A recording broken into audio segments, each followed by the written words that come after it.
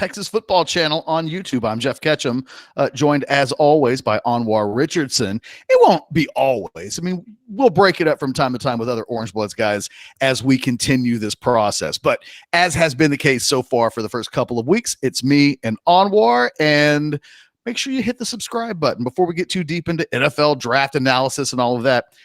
Help us get to 1,000. We're almost there. Help us get there. Hit the subscribe button. And if you like what we're talking about, hit the like button. That helps out as well.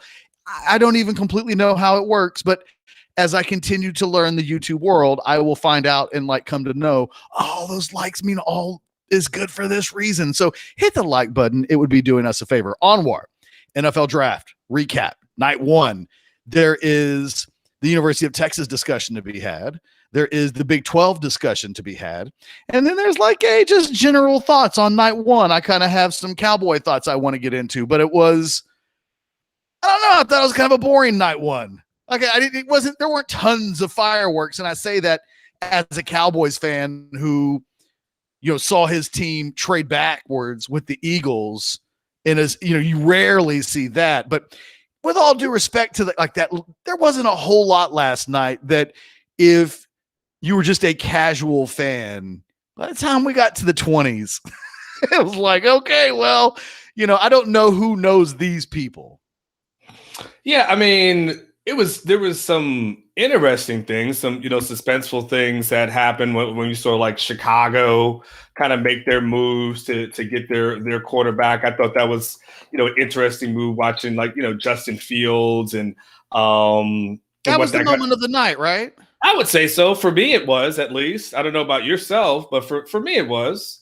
There was some other. I'm trying to think what else was. I thought, Najee to Pittsburgh was interesting. By the way, it's so interesting. I was having a conversation with someone this morning, and we're talking about it's well, Bijan, I think might be a first round running back. I'm like, do you understand the numbers you have to put up to be a first round pick? I mean, I was like, you have to be literally God of running backs just to get in the first round in the NFL. And, and then we saw the two guys go back to back at that point. I think we only saw 2 running backs. So, I thought it was overall was interesting, good. But I honestly, I was just happy that we were actually just seeing it live and it wasn't the commissioner in his basement. I thought the couch thing was corny. I really thought having fans sit on the couch, I really thought I could have did without that. It added nothing to the broadcast for me. Either go legends like they have in the past, and if you can't do it during a pandemic, right? If you can't get Drew Pearson to come out and rile up Philadelphia fans by cutting a wrestling promo, I don't need. And I realized some of these people were wounded warriors and stuff like that. In general, it does not make for good TV. Every time they didn't have a fan, I always thought that was a real low key dig at an NFL team when they couldn't find a fan of your team at the draft. Yes. Picking next, the Indianapolis Colts. And it's the commissioner will be making this pick. I kept thinking to myself, cool, good. Just let Raj make the call. And every time they had somebody else, it was just oh, God, they've already drawn this thing out. Stop making me wait longer for these picks to be made. So, yeah, I was actually really pleased with a few teams who were our picks turned in. Just announce it. I love that because it only happened a few times. Let's talk about the Longhorn side of things. There weren't any surprises, right? I mean, very few people. I think Mike Farrell might be the only person that I saw that had a Longhorn going in the first round when he had Sam Cosmi going with the 30th pick in the first round. It didn't happen. Almost everybody, including all the draft talk stuff that we've done, whether it was here on the Orange Bloods YouTube channel, which if you haven't seen that video, go check it out. It's still incredibly relevant because all the things that we talked about will take place over the course of the next couple of days. But we talked about this would be tonight is the night for Sam Cosmi and Joseph Osai.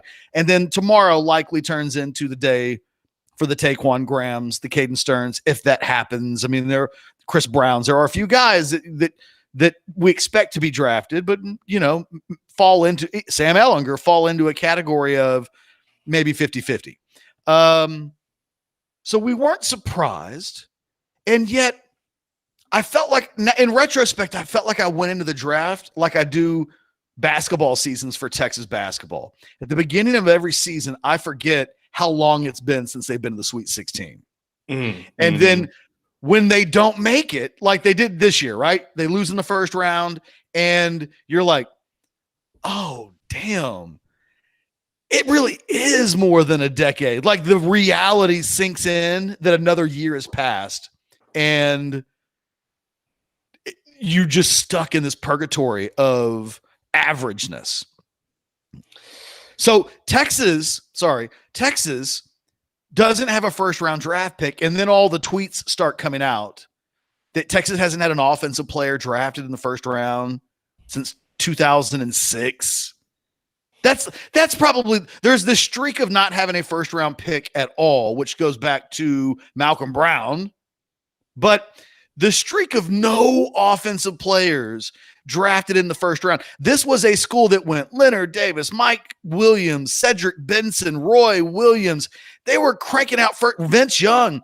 They were cranking them out yearly. And now here we are in 2021, and it's been 15 years. And the thing is, if Bijan Robinson doesn't do it, that might extend to like 18, right? Like the thing that we've been talking about all week long is that this isn't a program that on paper right now has a bunch of guys that you just close your eyes and think, oh yeah, first round pick or second or third round pick. The history of the stagnant nature of the Texas football program really comes alive in a night like last night, when just all of the how long it's been since this has happened starts to happen. And it's not fun at all. It's not. And what happens is, you've seen it on, our message board, when you point it out, all of a sudden you're like the Debbie Downer, the negative person. Like it's your fault that this thing has happened. Right. And but we can't ignore the facts. I mean, this is, to your point, this is the annual reminder of where, Texas is from a talent development standpoint. And so and why it matters, and you can stick your head in the sand and act like, oh, well, don't say it. And if you don't say it, it's not going to exist. Every other coach is taking notes. Like this is what they're telling guys. Like, this is why you don't go to this program, because what will become of you? And look, they'll point to other guys. Look at Brennan Eagles. I mean, he was supposed to be something. Now look at our guys who were 3 and done, and look at these guys who go 3 and out. What are we going to talk about? Maybe 2 offensive linemen in how many years that may have been drafted? We had a long streak before Connor Williams happened, and you'll get Sam Cosmi, but you're still going to be talking 2. The best tight end that they've had in a few years was an undrafted free agent, props to Andrew Beck. But yeah, from an offensive standpoint, I mean, yes. I mean, and again, you're hoping that Sam Ehlinger gets drafted. And that's a coin toss, as we talked about earlier this week. Like, we don't know. Is he 6? Is he more? Like, we don't know at this point. And so that in itself is a problem, because here, as day 2 cranks up, we're going to see other programs start putting guys in. You're going to see you got Big 12 teams, because God, the Big 12 got shut out, but you're going to see other teams start putting people in the league. Then you're going to sit back and wait. Okay, where's Texas? Where's Texas? Where's Texas? And again, to your point, Ketch, there was a time when you, as a longstanding media member, you remember when it was just a matter of where in the first round these guys were going. Now you're talking about, man, can you get someone before day 3? No, it's true. And look, if you're a Longhorn fan, it's not all bad news. Like, the thing that you get to hang your hat on weirdly this year that nobody else really in the Big 12 gets to, and we'll get to the Big 12 in a second. I didn't want to go negative and negative back to back. So we'll go open up with a little bit of, oh yeah, the history. Forgot about that, because we didn't talk about, you and I all week long did not mention any of this. We didn't reference, it had been this long since the Longhorns have had you know what I mean? Like, it honestly just hadn't dawned on me until it didn't happen. Then it was like, oh yeah, that's still a real thing. It's an ongoing problem. Again, we'll get into the Big 12, but the Longhorns get to hang their hat on the fact that Alabama has had a big night. And don't do that. Don't do that. No. I didn't say I'm not doing it. It's not an issue of like I'm doing it. I'm talking about Texas fans, and we would be ignoring the elephant in the room if we didn't acknowledge that literally the people that are watching right now, right? So the Texas fans that are piling into this YouTube live show or watching it later on, and again, hit the subscribe button if you can, as we try to get to 1,000, and like the video if I don't annoy you too much. They want us to talk about this. They want to hear a semi-victory mini lap. They want the mini lap. They really do. They want it to at least be said. Computer screen. Go ahead. Keep talking. They want it to be noted for the record that no, Texas didn't have any first round picks, and no, neither did the Big 12. However, whole bunch of dudes on the offense that Steve Sarkisian produced at Alabama, they did get drafted. And never mind that Steve Sarkisian himself just this week said, I don't really want to do that. Steve, I was listening, and I'm not throwing you under. I'm moving you out of the way of the bus that Anwar may drive over me in just a second. Oh, I got my thing. I got my keys right here. I am not co-signing on this. What I'm saying is Texas fans want to just be able to say it in a way that just allows them to put their head on a pillow tonight, that it was all bad on our end, but at least the new guy who doesn't have any fingerprints on any of this losing streak stuff, at least he had some dudes go. It is absolutely a moral victory, Anwar, but it is a moral victory that will help a lot of Texas fans sleep better tonight, because boy, if you start thinking about the streaks that still exist, and you think about, and you couple that, people are talking about Arch Manning going to Texas. First of all, like I'm getting into it like a little bit of a with an Orange Bloods poster earlier today. The Manning family is an SEC family. Like, that's who they are. That is who they've always been. And yes, it is not out of the realm of possibilities that Eli Manning could have ended up at Texas 20 years ago. I literally got into trouble for talking to Eli on the field that day. So believe me, I remember that recruitment very well. But by and large, the Manning family's roots are in the SEC. And if one of the Manning kids is not going to go to an SEC school, they're not going to go to a conference that produced 0 NFL first-round draft picks last year. Like, if you don't think that is going to leave a little bit of a mark, it will. It will. And I know it's the first time. God, I'm switching topics. I don't want to go. You went off. I'm sorry. You went off topic. That thing is in my head. But all I wanted to say was that Texas fans know that Big 12 thing, that turd in the Punch Bowl, they know that happened. And they know that they didn't do anything yesterday. And really nobody's paying attention at the very highest levels of recruiting at these second and third round picks. Okay, Who did you have? So they know this. And the only reason why they want this moral victory is because all that they're left without it is a bunch of not fun. Okay, but Chris brings up the point. This is the thing that you would make fun of Aggies for when they would say, yeah, but the SEC. They did it last night. Yeah, so the SEC has this many guys, and by proxy, we're kind of close. And it's like, no, you get none. Let me tell you, the only reason I would even entertain this conversation is if you told me that the University of Alabama wasn't putting people in the NFL at a high rate before Sarkisian. No, that's fair. And if you tell me it doesn't happen before Sarkisian and then it happened after him, I'll say, oh shit, yeah, all props due to Steve Sarkisian and the staff. But they've been doing that before he got there. Oh, his main job was don't F it up, and he didn't F it up. I'm not saying they didn't get talent, but it wasn't, when Lane Kiffin was there, they were still putting guys in the league. I mean, this ain't a brand new thing for Alabama and Nick Saban to have a bunch of draft picks. They've always done that. So that's why I'm just like, stop, don't do that. Don't claim that victory. Thank God, Texas.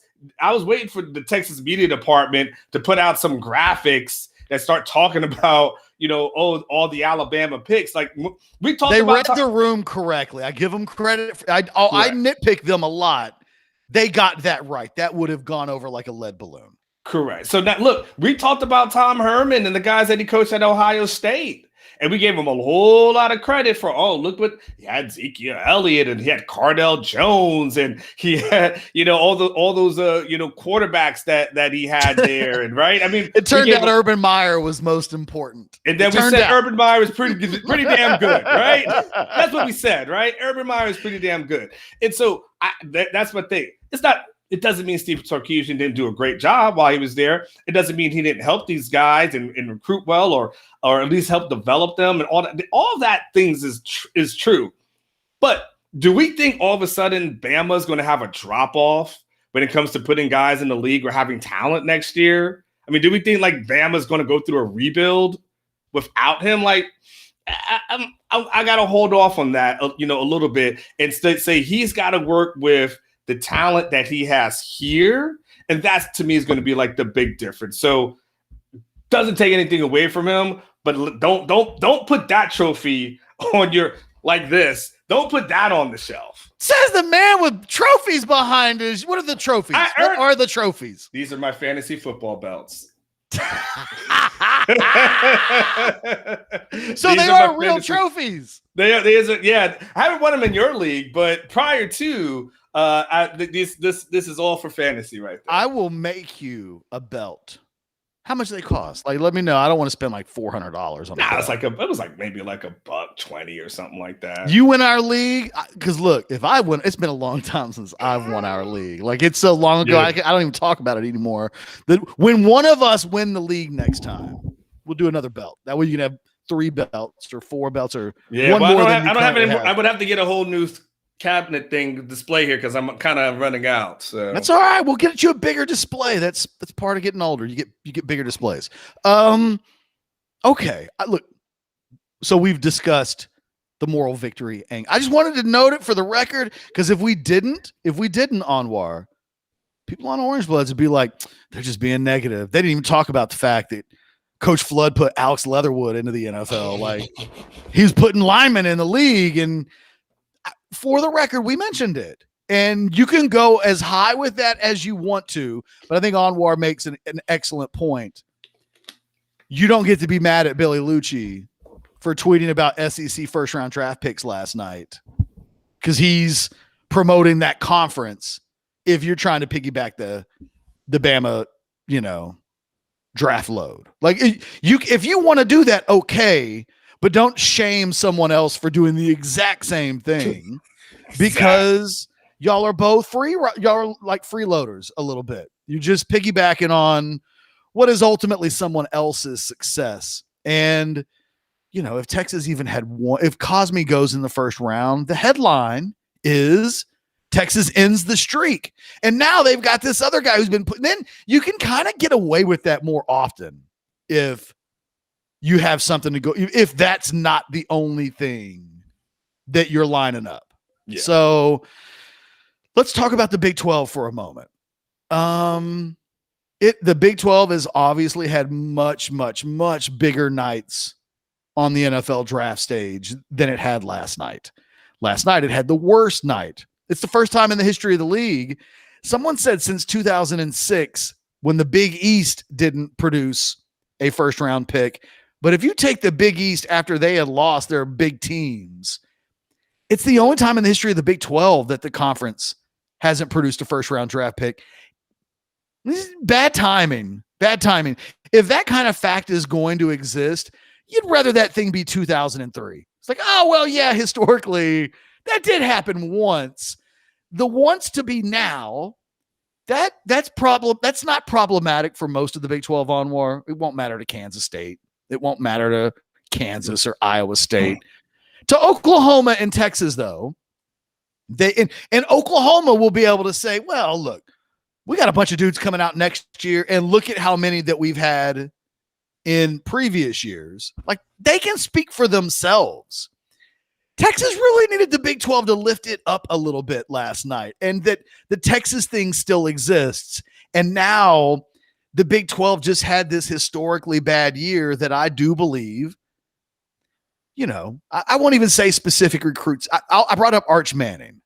Arch Manning his final 5 finalists will probably be 4 SEC schools and Texas.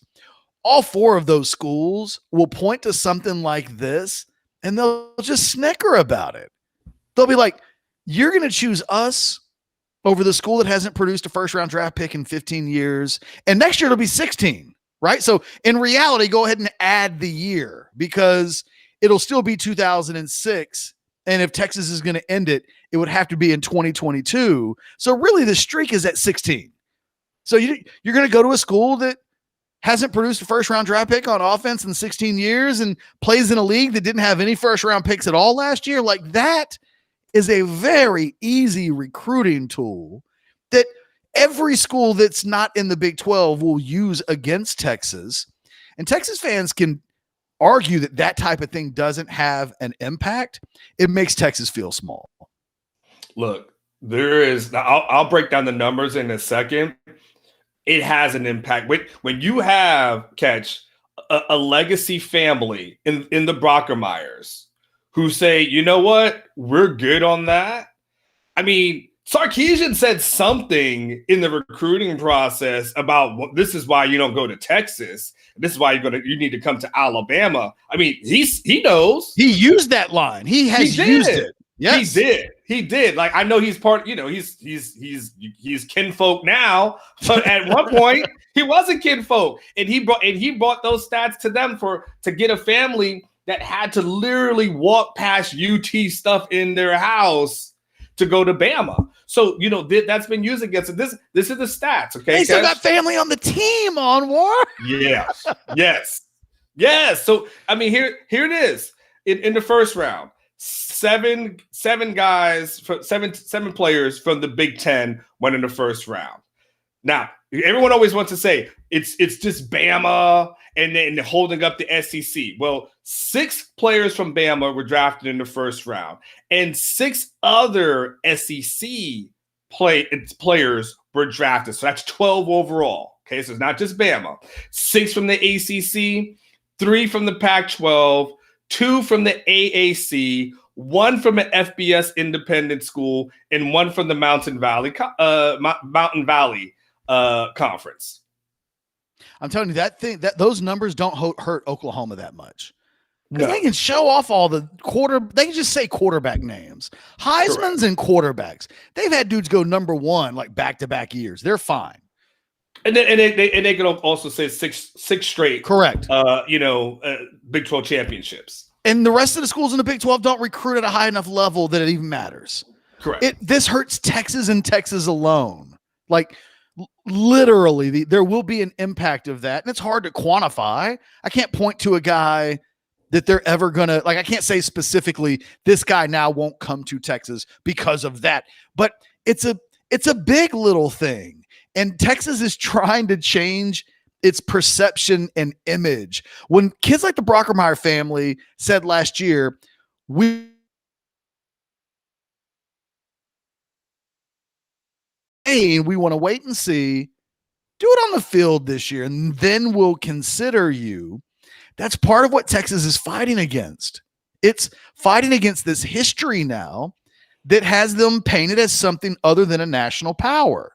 And Sarkisian is going to come in and try to convince, and he will succeed in doing this, but it does have limitations.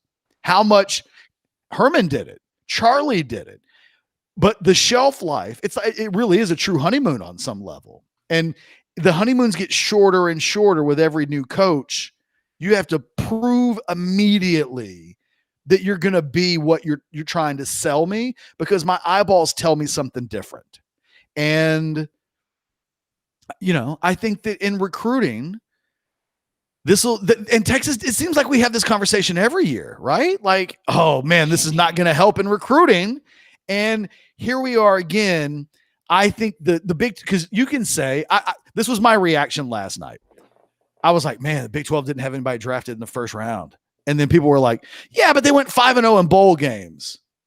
No. And my reaction was to like roll my eyes. Like, and that should be effective. That's not a terrible stat because that includes some good bowl wins.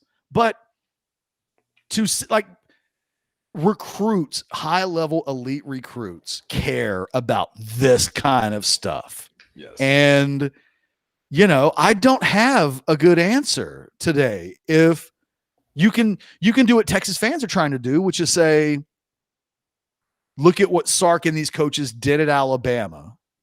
And I'm not even saying that's completely ineffective. I'm just saying, man, it has its limitations for all of the reasons that we've already outlined. It's better than nothing, but when you're trying to land 5-star kids, when you're trying to land out-of-state kids, and when you look at the transfer portal and realize that most of the kids that Texas have landed were players not wanted by the biggest name programs. I mean, it hasn't like we looked at Ben Davis and went, oh man, that kid came from Alabama and had an offer from Ohio State, but chose Texas. I mean, even in the transfer market, there are limitations. And this is one of these things that has to change. And it will be a thing, like we're talking about it because Sarkisian and the staff will battle this. And it's what, when they succeed, this is what they'll have been able to overcome. And I don't think we talk about that enough. I think Texas gets a big, let's say Denver Harris, 5-star cornerback from North Shore, commits to Texas. And we will say, oh man, great job by Sarkisian. Great job by the DB's coach, whoever was the primary guy for recruiting him. Great job. Man, they are good recruiters. But I don't think when we say that, we go far enough all the time with Texas and say, God, the final 5 on that was Alabama, Ohio State, Texas A&M, LSU, Texas. And they beat all of those schools. I'm just saying, for the record, as we have this conversation right now, let's remember the next time they get a truly big-time elite guy, what it meant, the totality of winning that recruiting battle and what they had to overcome from a constant messaging standpoint. Because, you know, Texas A&M didn't have a first-round draft pick this year, but they've had 7 since 2011. And that's a big number when you look at it compared to a Texas program that hasn't had one since Malcolm Brown played on Charlie Strong's first team. That's goodness. I mean, that's tough. And, you know, look, to your point, you know, Sarkisian and a lot of these guys, they haven't experienced what they're going to have to experience during the recruiting trail. Like, it's when you're at Alabama, you basically get to pick and choose. It's not to say you don't have to work hard recruiting, right? But I mean, you're picking creme de la creme, elite of the elite. Bagman's still got to be on his toes. I mean, you know, I'm not going there. I am not. It's college football. There. It's college football. We aren't naive. The views expressed on this YouTube podcast of Geoff Ketchum and Geoff Ketchum alone, these views do not necessarily reflect those of Orange Bloods, orangebloods.com, Anwar Richardson, Dustin McComish, Jason Sukamel, or Alex Dunlap. Or even Blake. Or even Blake, who I like, actually. He's just trying to do his thing this weekend, and I'm over here. Yeah, no. So don't throw. Yeah, it's all me. So yes, but that being said, they have to go again. Now they're recruiting against the things that they had to fight off, and the things that they would tell other people about Texas is a thing now they have to find a way to combat. And it's going to be, I hate it because it happens all the time, but I know it's coming. It's going to be, let's see it on the field. How many times have I heard this one? And so it's a tough uphill battle because, to your point, Ketch, everything they accomplished at Bama, that's going to be great. But yeah, you're at Texas. So what can you do here? What can you do here again when you're not with the GOAT? I mean, Nick Saban's the GOAT. Onward, real quick to your point, Kansas just hired a coach from Buffalo, and I've seen some people go, oh man, that's a great hire. That dude was great at Buffalo. And my first thought was, okay, well, good luck at Kansas, right? Like, yes. And Les Miles. Yes. Les Miles. I mean, the guy won a natty. I mean, you never at any point thought Kansas was a threat. Well, I mean, they did beat Well, Texas. Okay, well, actually, Texas did need a drive to beat Kansas. We don't need You're to. right. We don't You're need to right. relitigate that. We- For the record, I wasn't going to let that go because somebody would You're be right. like, the A&M fan watching this right now, and very quickly jumps into the comments and says, "Well, okay. Okay, can we just do this real quick because we talked about it? This is the third or fourth time someone's popped up and says, does Texas need to leave the Big 12? I think Wes Bearden had said something about it earlier.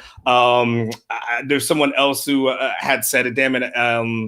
Shout out to Wes Bearden, by the way. Always enjoy seeing him in the commentary. Just random comment. Jim said it, and there was somebody else who said, I'm so sorry. I popped it on the screen. Anyway, I'll go back and I'll give you props in a second. Is being in the Big 12, because that's what Texas fans believe.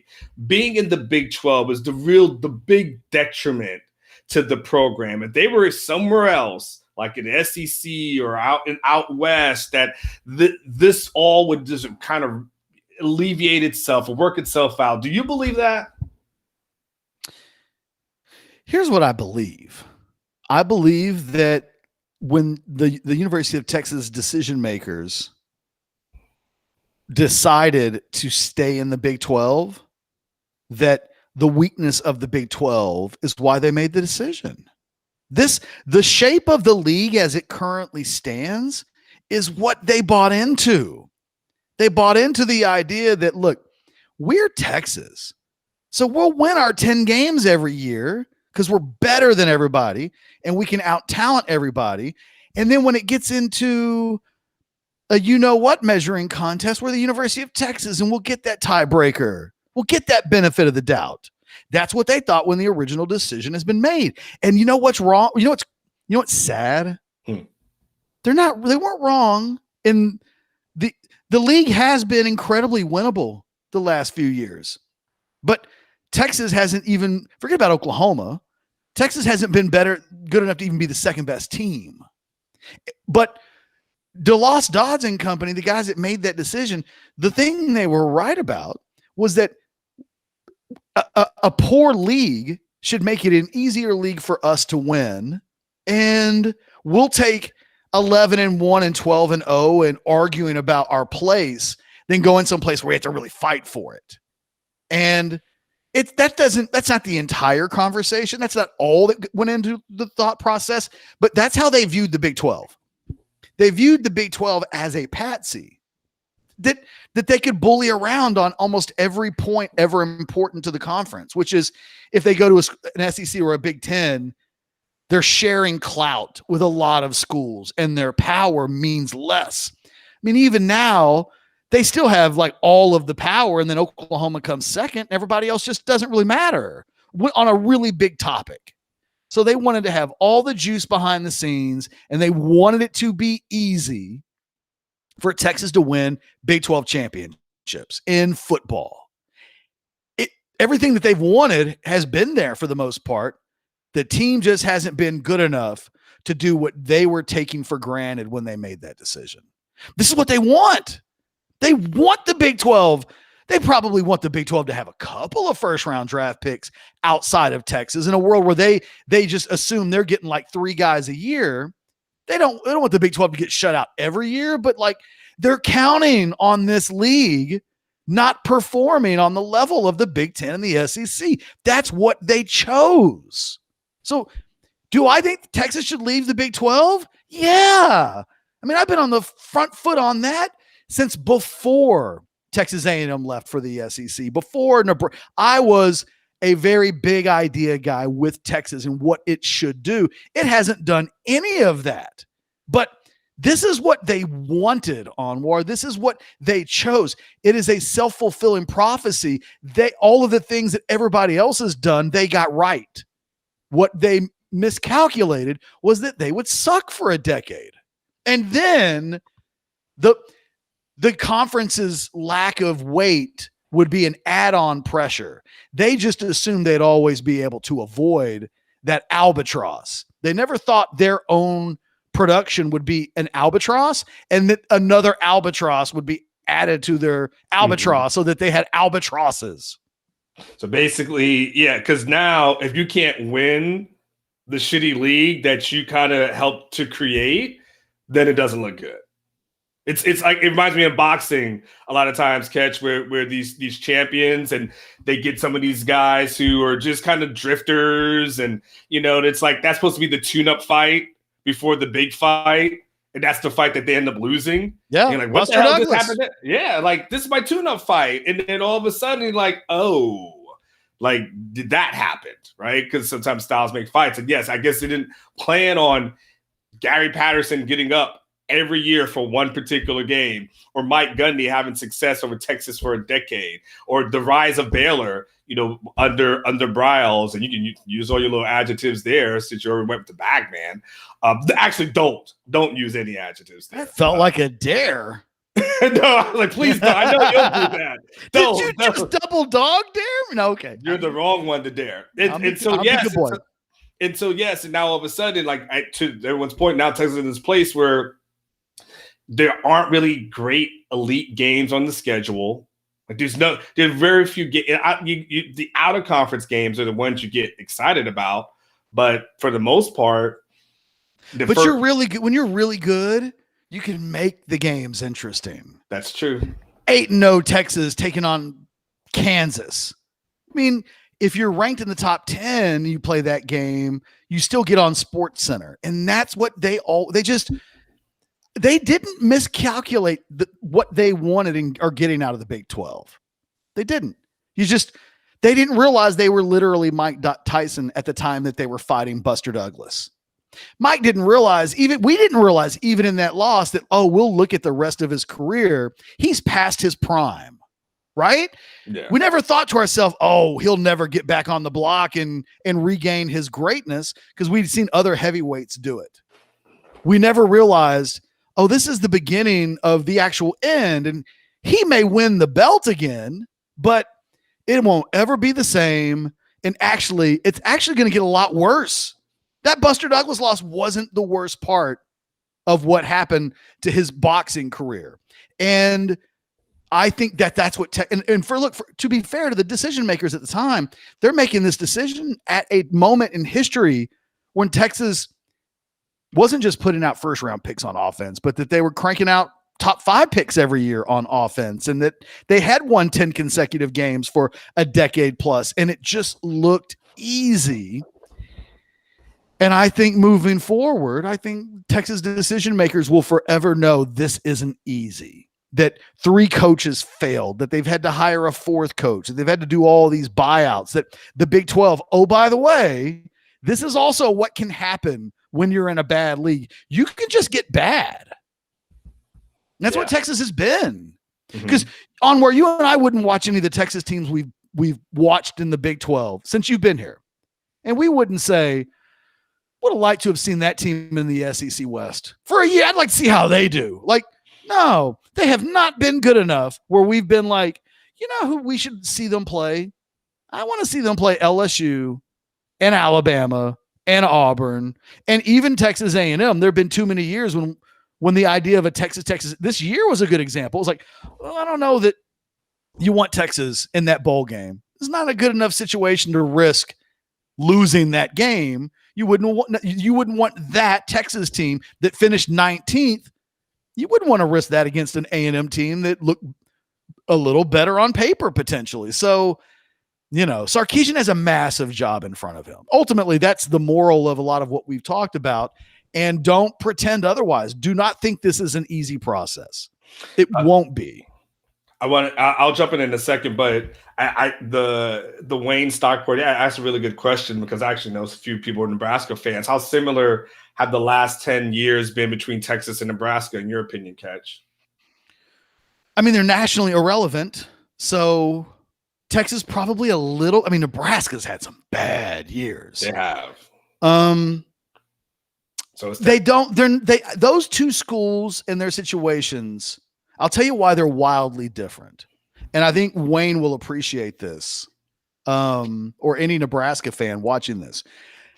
When we look at Texas, we do these roster evaluations, and every year the recruiting weight of the roster suggests Texas should be a top 10 team. they've got 5 stars and not a ton of them, but they've had 5 stars and high 4 stars and mid 4 stars. And they have had top 5 and top 10 recruiting classes.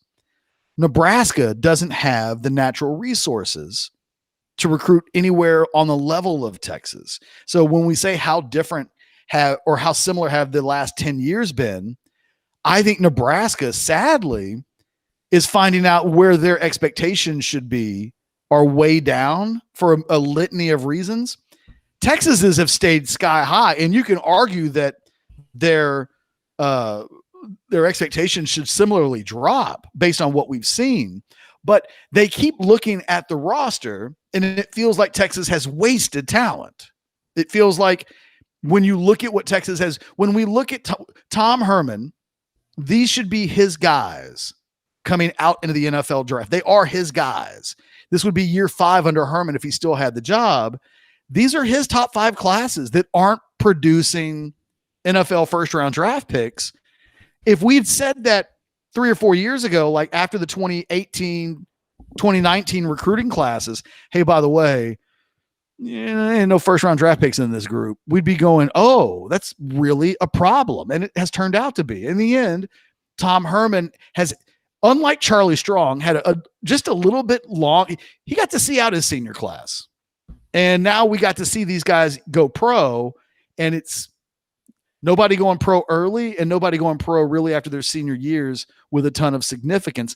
Look, Cosme and Osai will go tonight, hopefully in a second round. And that's not insignificant.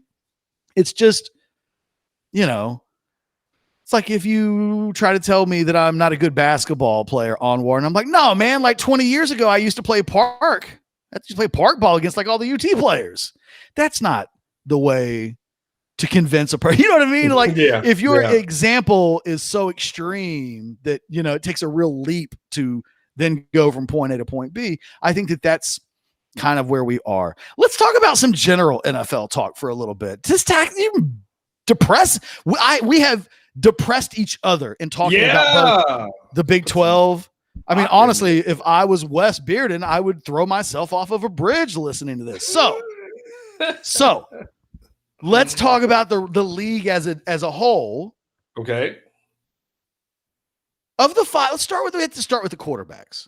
Are you 100% sold on Trevor Lawrence? No. And I don't even know what that means, but look,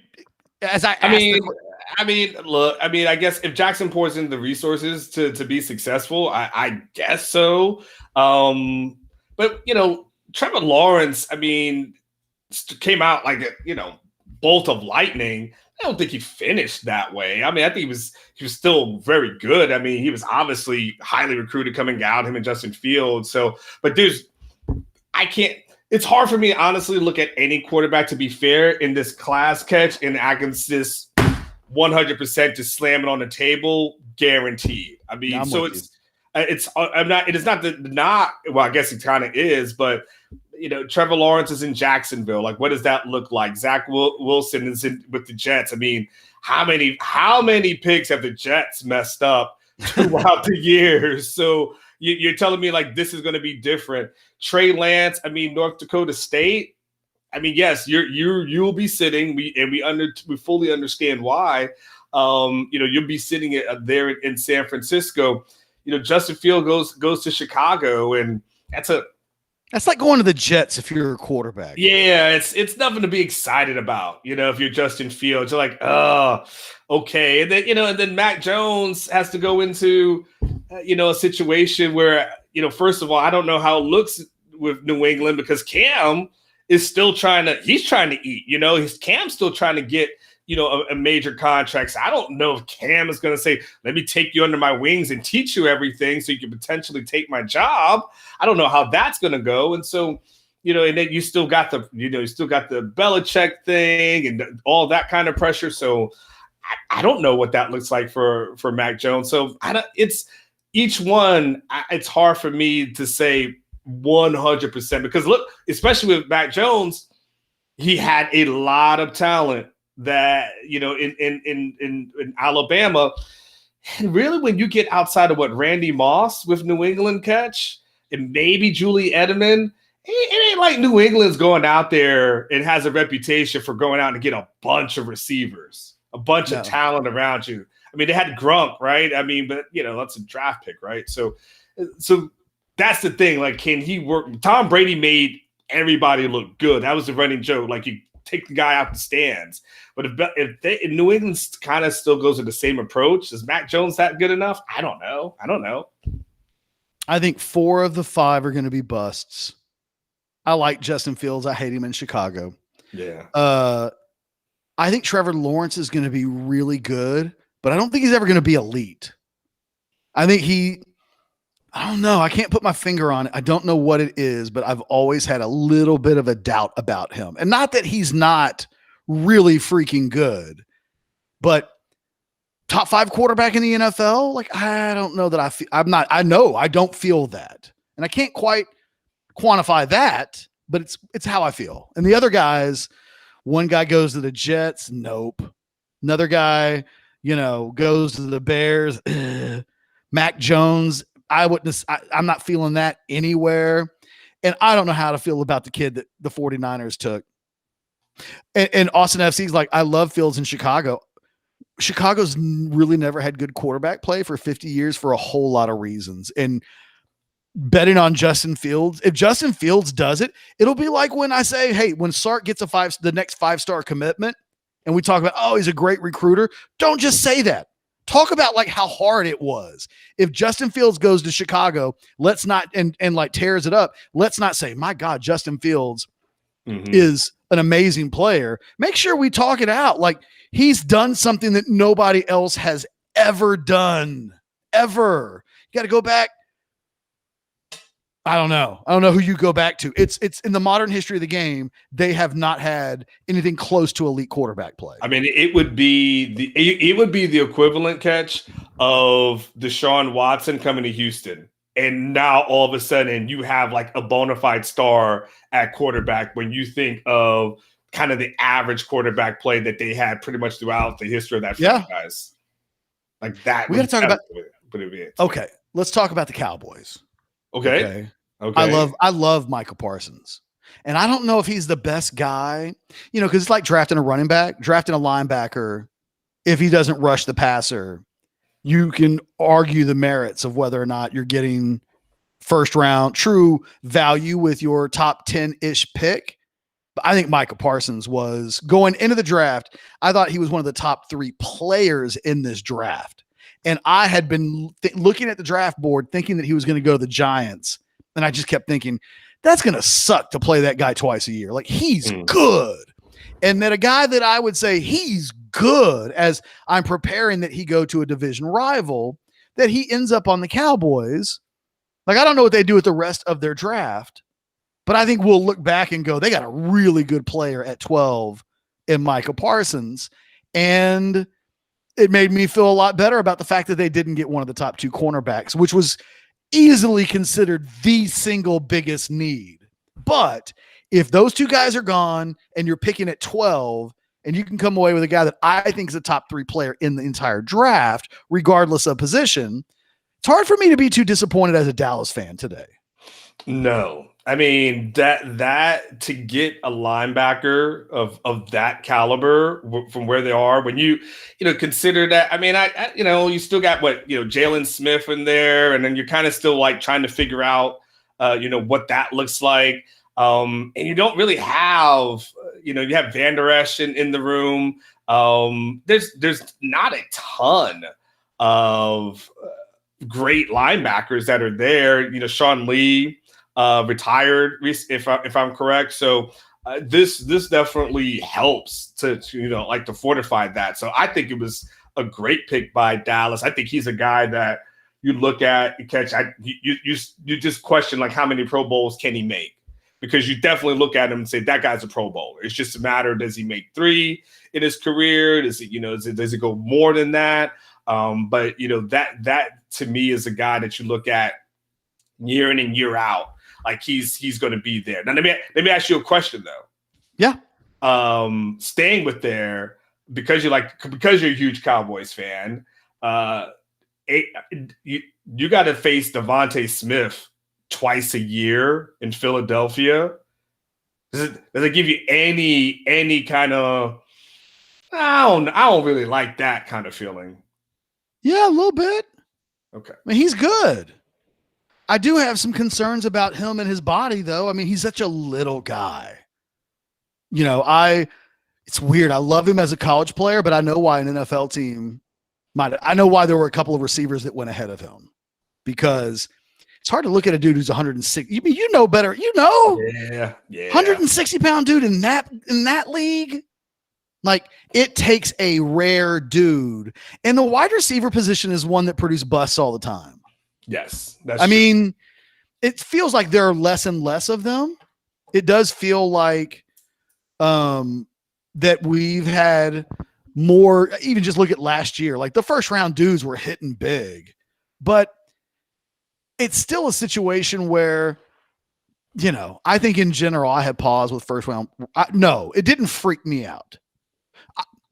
We weren't going to take Devontae Smith, and, as a talent, I would have loved that, but I like the way that it unfolded. And if it meant that we had to, if you took Micah Parsons off the table and they took let's say Slater, the offensive lineman, I'd rather let them have Devontae Smith and we get Micah Parsons than have been like, no, never make a trade with a division rival. And I don't know. I'm in a world where Dallas doesn't take Parsons. I would be a little bit more disappointed to have not. He's the only guy that was on the board that was make me not come away disappointed at not getting a cornerback. I did not think J.C. Horn or Patrick Surtain would both be gone after pick 9.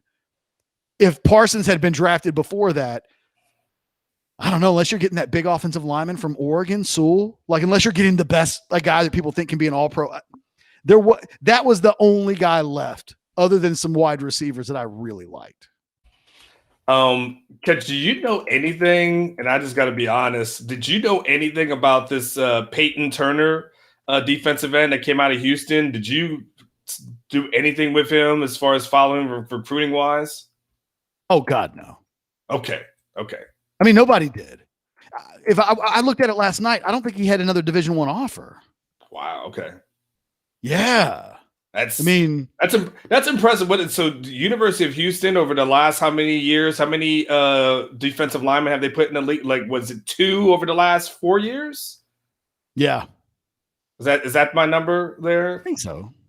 2 over the last 4. That's pretty impressive. Yeah. No, I mean, it is. That Houston program has done some good things. Yeah. But that's not one that I don't believe Herman gets to take credit for. No, maybe though. That was 2017. So I have to look at when they offered. No, we're not gonna do that. So because the development portion of it wasn't there. All right. Let me ask you this: between the 2 running backs that were taken, which one do you think landed in a better spot? You like Najee in Pittsburgh, or Travis in Jacksonville? I think I like Najee in Pittsburgh. Yeah. I mean, we know that offense works. Yeah. With good running back play. Le'Veon Bell, if I'm not mistaken, was like the number 37 pick in the draft way back in the day. And so, yes, that's an offense that does well with Joe Schmoes. I mean, it always feels like Pittsburgh has 8 guys get hurt in a season, and then everybody's scrambling to pick up the next guy on the waiver wire because he'll be a top 10 running back while he's healthy. Always feels that way, right? And I think that I think that offense also does well when you put elite running back talent in it, and I think he's elite. And I don't trust Urban Meyer in Jacksonville. I don't. I love the talent. I don't think it's a bad spot. Like, I'd like both spots, but I really love where Najee Harris has landed. I'm with you. Look, if you said Urban Meyer in college, I have all the faith in the world. But NFL game's a different game, and it's a little bit different to manage. And so, I don't know if he has a stomach for that. There's a lot of the NFL is a league where college coaches have to know players run the damn league. But they do, like, in this belief that, because I did NFL for years, and I know you're very familiar with the league, but I could go down story upon story upon story about how guys just will MF their coaches during practice, and there's nothing you can do about it. Just nothing. You got to take it. I remember when I was in Detroit, and this eventually got out, so I'm not saying anything, giving trade secrets. When I was in Detroit, Ndamukong Suh used to have a leather recliner that was Nebraska red that he would have in position meeting rooms, that he would sit in the back of the room while everyone else sat at tables. And he just sat, and sometimes they say, he might take a little nap, and then other times, he was engaged. But that's just the NFL. Like, who's going to tell him? Who's going to tell that a first round pick, that $100 million man? Yeah, you can't do that, and you got to be ready for that. Hey, real quick, we brought up Peyton Turner earlier. He was the lowest rated player taken in the entire first round of the NFL draft. He's a 2-star, but he's a 5.3 2-star. Whereas there were other 2-stars that went out into the draft, including Trey Lance. Let me tell you how lowly thought of that kid was. Trey Lance went to North Dakota State, right? Mm-hmm. He was a 5.4 2-star. Okay. Peyton Turner was the lowest of I didn't even know they still did 5.3 2-stars. He did not have a picture in the Rivals database. He just gets that blank thing that you get in your avatar if you don't put a picture in on Orange Bloods. He committed to the U of H on 2/1/2017. So he was a kid that Major Applewhite offered that was after they left, right? And he had 6 offers: Houston, Alcorn State, Army, Brown, and Cornell. Wow. So clearly a smart kid. I would have been at that probably Brown or Cornell at that point. I would have just let me make 6 figures when I graduate from college. You take the Ivy League education versus the upside of U of H turning your football talent into a first-round draft pick. It may have worked out financially better for him had he still gone to the Ivy Leagues, because you're still long-term are going to make a whole lot of money. Just saying. But that is the single best evaluation.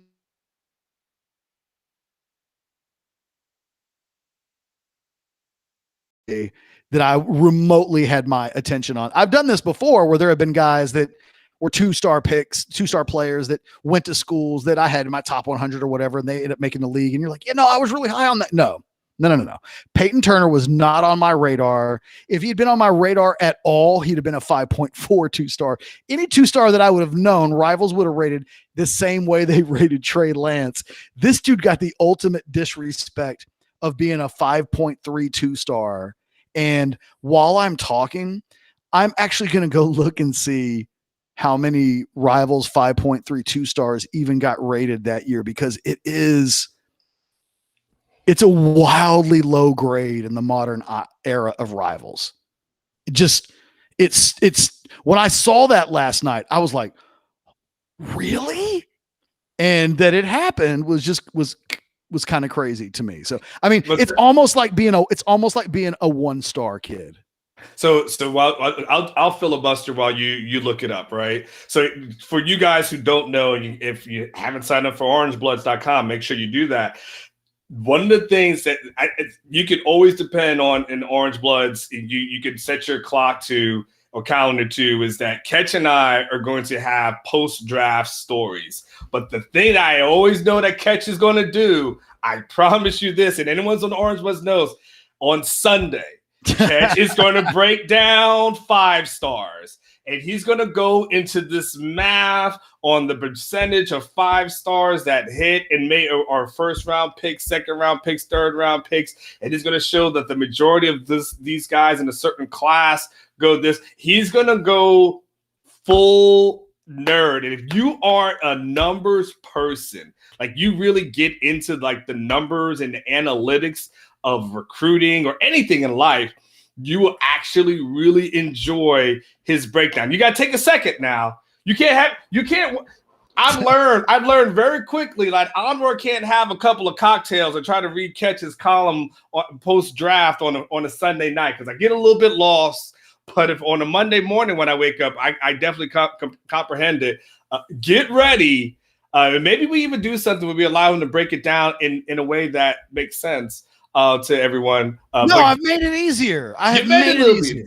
You made it a little easy. It's your baby. I have streamlined it so that I only put the most reader easy info in there. If I get too nerdy, people will tap out. So I have stopped doing some of the more lengthy analysis that I used to do. Real quick, I was wrong. It turns out Rivals does it actually makes this even more impressive.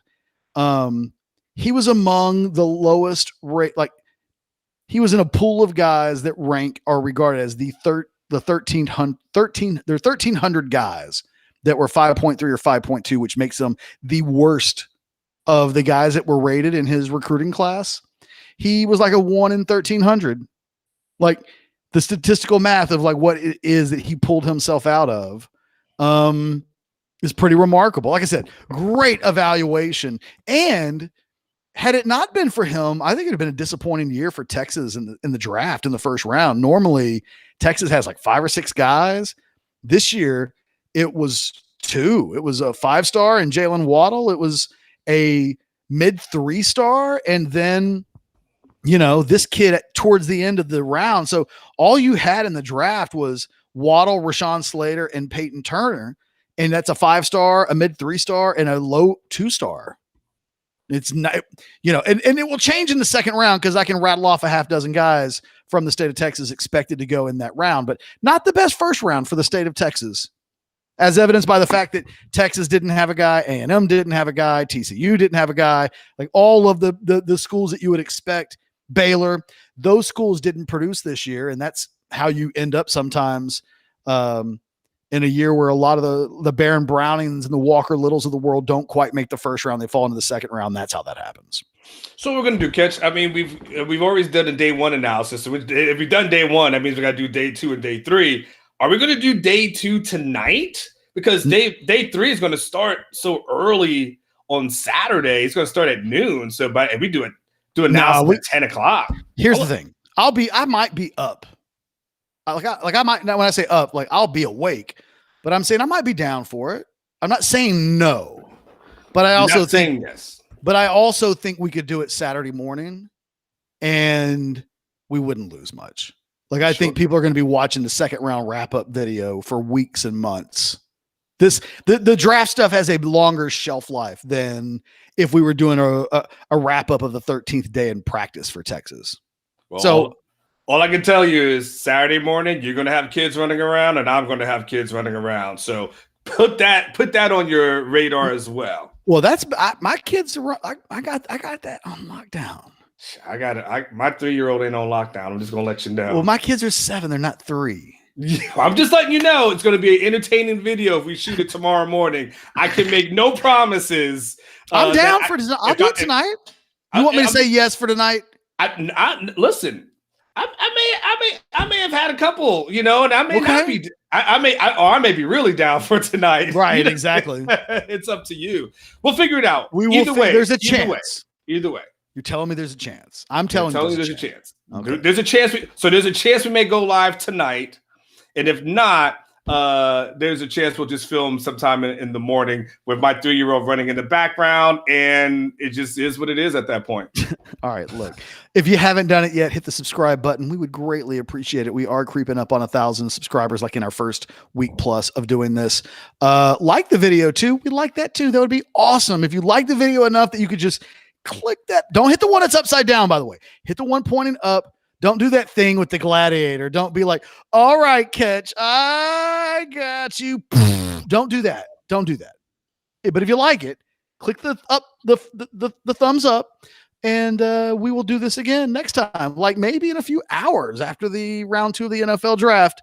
But until next time, you guys be good to each other. Later.